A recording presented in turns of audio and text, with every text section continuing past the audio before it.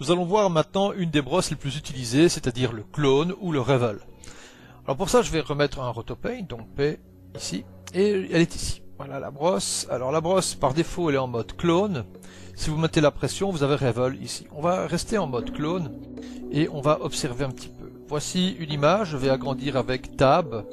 Lorsque vous avez l'outil clone, avec Shift, vous pouvez modifier la taille et avec CTRL, vous choisissez votre source. Exemple, je prends ici la source et je modifie ma taille. Je peux maintenant peindre avec la source qui est ici affichée et au fur et à mesure de la précision, modifier la taille.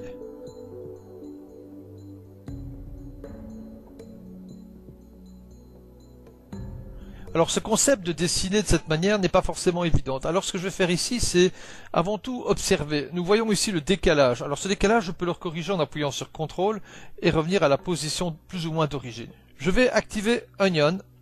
Et là, regardez, j'ai ici un menu, une gestion de rotation, d'échelle et d'opacité.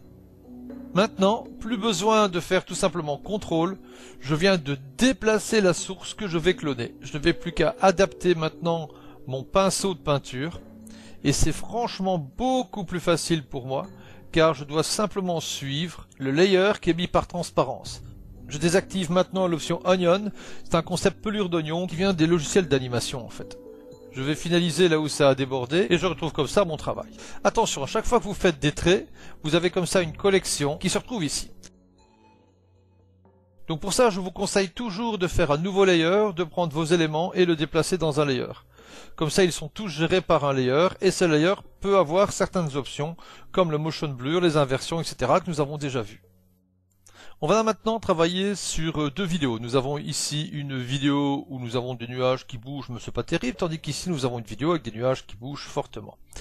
Alors on va mettre un Rotopaint sur cette vidéo, par exemple, Paint. Je connecte maintenant cette seconde vidéo à l'entrée Background 1 du Rotopaint. Je choisis l'outil Revel. Avec Shift, je modifie la taille et je vais peindre ici autour. Très bien.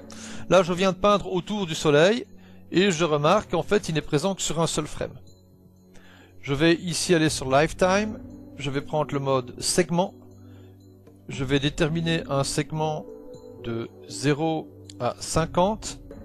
Bilan maintenant, mon frame utilise de 0 à 50 et nous remarquons que nous avons l'animation des nuages. Si vous ne désirez pas l'animation des nuages, vous pouvez venir ici sur Clone. Et vous avez ici l'option Absolute. Si vous faites l'option Absolute, à ce moment-là, il utilise le frame fixe de l'image. Vous pouvez décaler X nombre de frames pour prendre en référence un frame autre que le frame égal à la source. Si vous faites relatif, c'est une vidéo qui est donc prise en compte. Et là, vous avez le décalage. Par exemple, j'en viens prendre le frame 400. Et dans ce cas-ci, il utilise le frame 400. Ces options relative et décalage, vous les retrouvez ici.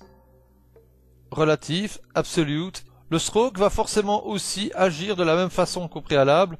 Imaginons ici que le brush spacing, je fais énormément d'espace. Voilà. Et je vais faire assez grand les brosses.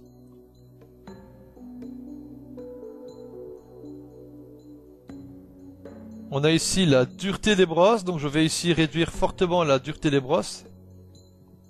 Et je vais faire play de 0 à 50 et je regarde maintenant mon Rotopaint.